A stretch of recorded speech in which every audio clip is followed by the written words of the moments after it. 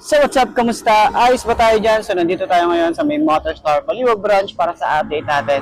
Ngayong araw na to, nakita na rin natin itong Motorstar Easy Ride TBX 150. So ito nga pala ay naka-liquid cooled na para sa mga hindi nakakaalam. So tara, samahan nyo ako, alamin natin yung presyo at yung specification nito kung sulit nga ba ngayong 2025. Tara, huwag ka na natin. Ayos na ayos yan. Old school effects out here. Yo! I'm an addict, addicted to being savage. My life is a little graphic, like HBO making magic. I'm rapping to make that passive money coming from traffic. Doing mental gymnastics, I'm fluid and problematic. You losing if you come at me the wrong way. I've come a long way from sipping on Bombay. It's 1942 now, in this loud mouth, sipping hard in the back of a booth, sold out. I could never get enough.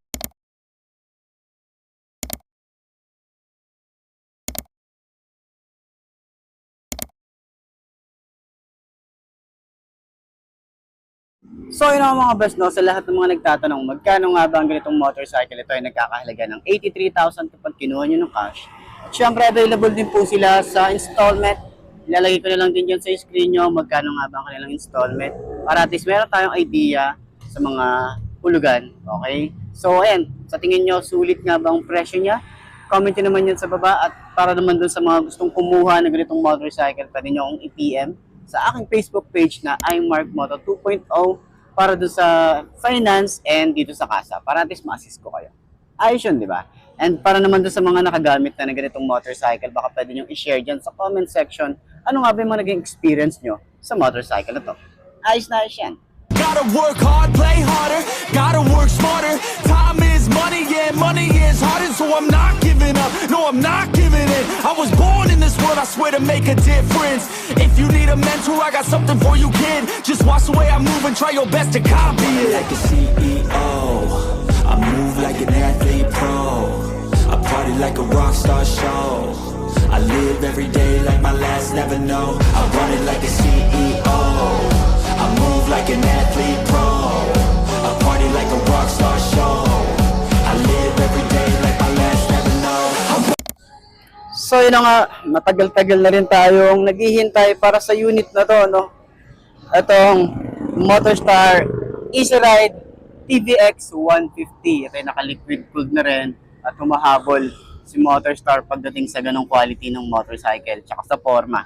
Alam naman natin kung ano yung kahawig niya. Ito yung Aerox type ng Motorstar. Okay, so maganda yung kanyang front view, lalo na yung headlight niya. Maganda yung forma, naka-LED na rin tayo. Halos lahat ng ilaw na ito naka-LED na rin. Yung ating handlebar is same na same talaga sa Aerox. Okay, so yun talaga yung parang clone ni Aerox. Itong, kung gusto nyo medyo mababa na presyo, naka-liquid cooled, and ayan, maganda yung specs. Okay, so meron din tayo rito panel gauge na digital, mga switches niya sumasabay pagdating sa quality, okay, ng mga switches. So meron din tayo rito sa compartment natin na USB charging port, dalawa na rin yan na ordinary USB. Okay? So ano pa rin tayo dito? Disusi pa rin tayo dito. Malaki yung gas tank natin dito. Mapormang upuan. Okay? And dito sa side, kita natin na naka-available na, no? Binigay na ni Motorstar yung bracket para sa mga top box natin. So, hindi ka na bibili ng bracket, hindi ka na maghahanap, or hindi ka na mamamblema saan nga ba pwede bumili ng bracket na para dito, kung kakasya. So, top box na lang, ayan, available na po siya.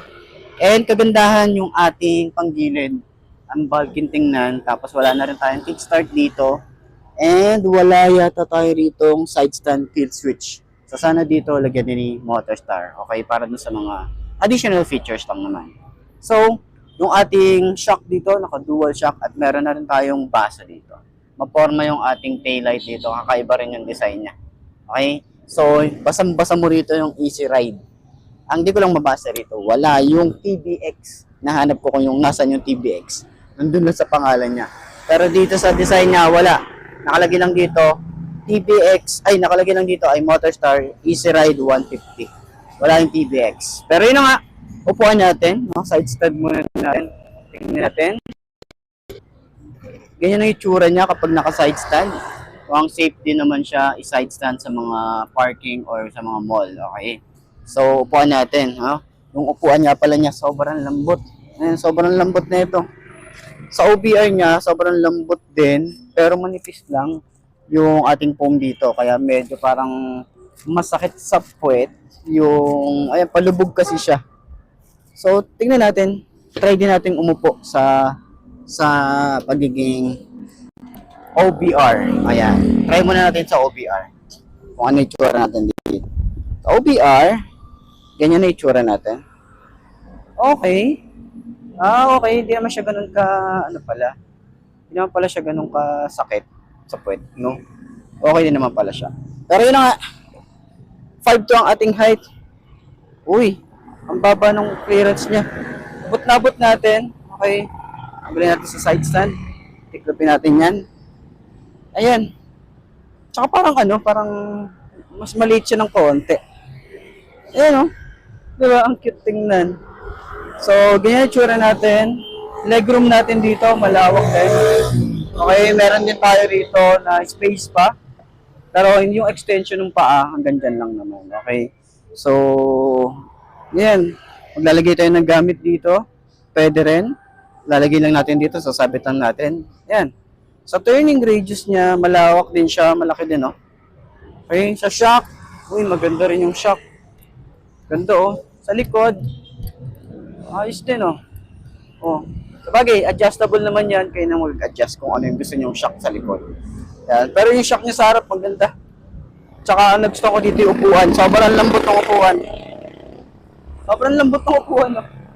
Ganda nito sa long ride.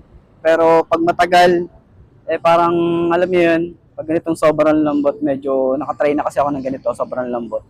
Yung 3 hours na dire-diretso, medyo masakit na sa puwet. Yan. Yun lang naman yung ating comment para doon. Pero ganyan yung tsura natin kapag nagra-rides. Ay, sobrang lambot talaga, oh. Ganyan yung tsura natin. Okay? Tapos yung OBR medyo mataas. Alam naman natin pag Aerox type, medyo mataas talaga siya. Yan. Ganyan yung tsura natin. So, sa tingin nyo, sulit nga ba ang kanyang presyo? And sa kanyang specification para dito sa Easy Ride 150 TBX ng Motorstar. So comment nyo naman yan. And yun nga. Ay, tingin niya sulit ba ang forma niya? Sulit ba? Tingin natin. Walk na natin. Okay. So center stand muna natin. Anong itsura natin dito? Kung magaan ba siya? Madali lang din siyang center stand. Yes.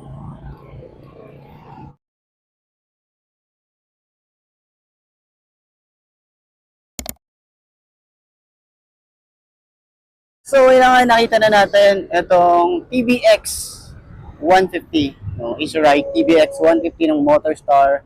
Ang forma niya pala sa malapit. No? Yan. So, ikutan na natin. Ano pa hinihintay natin? Uwakaran na natin yan. Hindi pa natin... Na-excite ako para sa motorcycle na to. Let's go.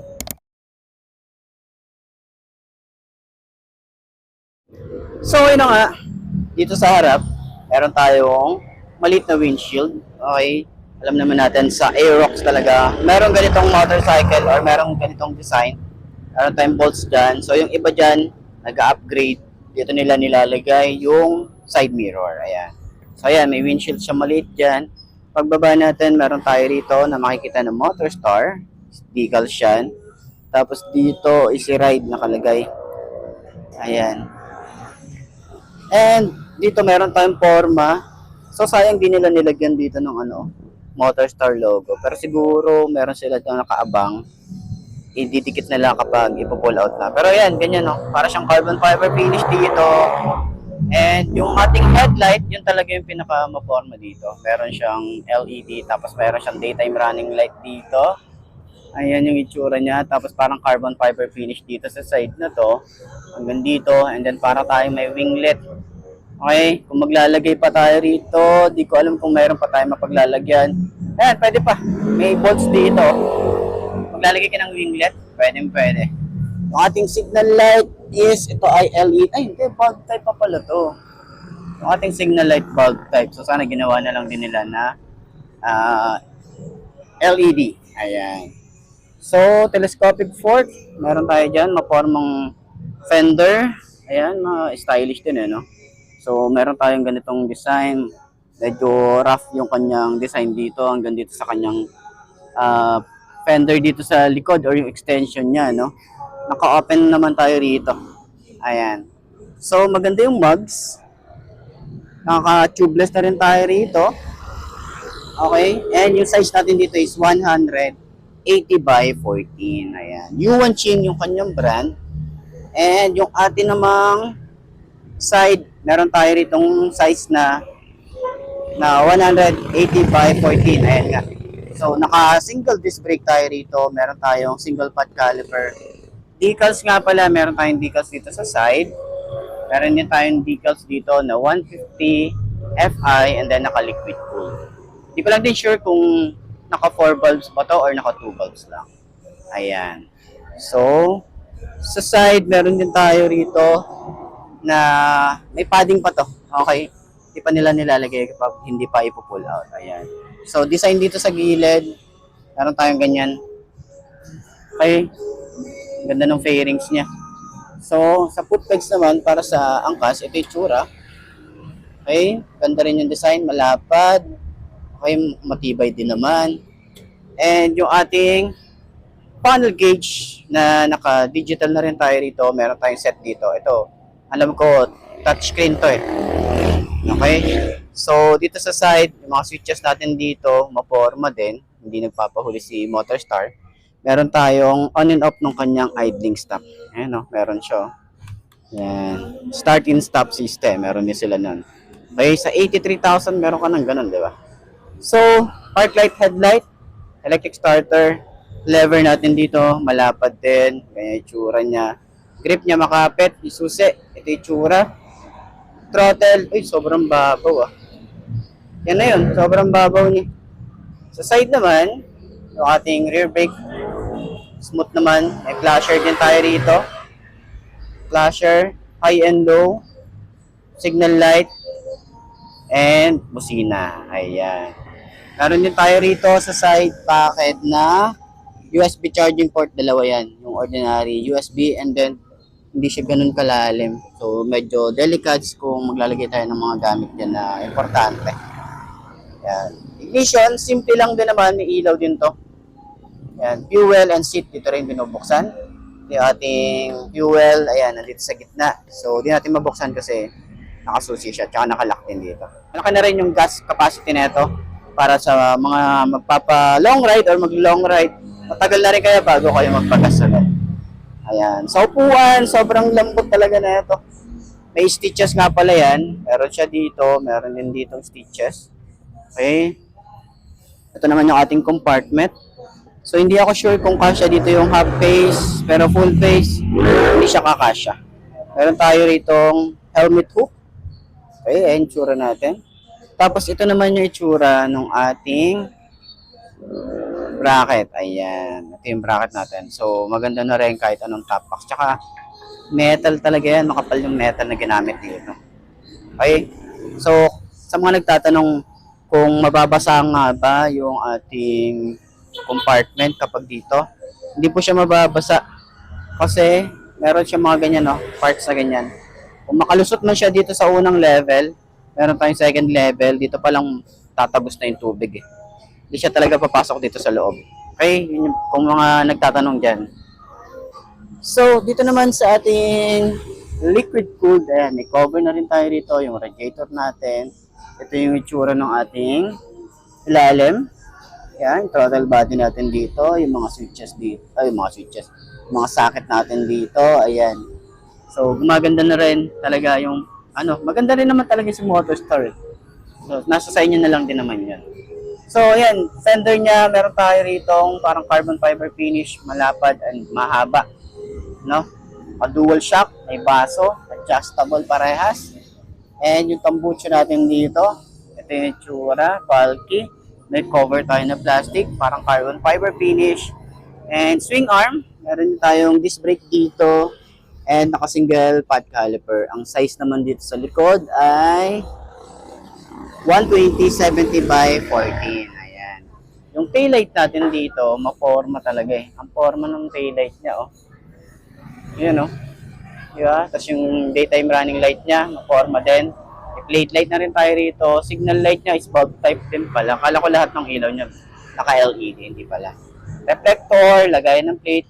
Yung fender natin dito is malapad, tsaka flexible din, oh. Sobrang nipis lang din niya. Sa side naman, para sa ating panggilid, wala tayong kickstart dito, pero yun ang itsura niya, napaka-bulky niyang tingnan. Parang pang ano yun, no? Pang NMAX yung datingan, or Aerox talaga yung design niya. Diba? So, wala nga lang tayo rito ang side stand kill switch. Pero yun na nga, puntahan nyo na lang dito sa Motorstar Baliwag branch sa mga gustong kumuha, or pwede nyo akong kontakin or message nyo ako sa aking Facebook page na iMarkMoto 2.0 para ma-assist ko kayo sa finance or dito sa kasa. Ayos yan. So yun na mga best, no, ito na ba ang motor na babagay sa'yo? Kung ito na nga ay markahan mo na at mag-subscribe ka na sa aking YouTube channel. I-click mo na rin yung notification bell para updated ka sa lahat ng videos na upload natin. Dito araw-araw sila yung tatandaan, wala sa brand ng motor. Tatagal yan. So dito sa pag-aalaga mo yan, tatagal yan, ayos na ayos yan. So kita ka na lang ulit tayo bukas. I'm Mark D. Ciao. Maraming salamat sa inyo. Babush. Aha.